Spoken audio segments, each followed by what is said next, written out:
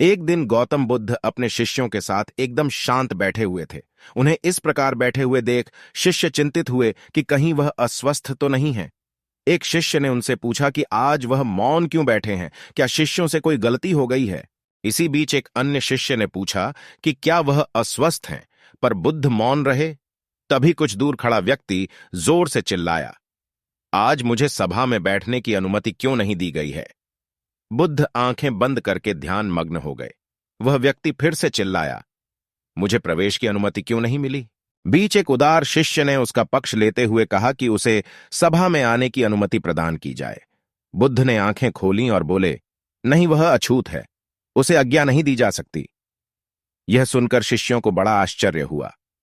बुद्ध उनके मन का भाव समझ गए और बोले, हां, वह अछूत है।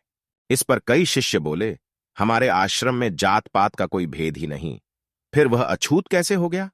तब बुद्ध ने समझाया, आज वह क्रोधित होकर आया है। क्रोध से जीवन की एकाग्रता भंग होती है।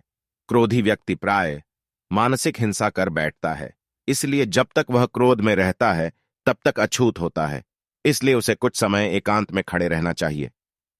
क्रोधित शिष्य भी बुद्ध की बातें सुन रहा था। पश्चाताप की अग्नि में तपकर वह समझ चुका था कि अहिंसा ही मनुष्य का महान कर्तव्य व परम धर्म है। वह बुद्ध के चरणों में गिर पड़ा और कभी क्रोध न करने का प्रण लिया।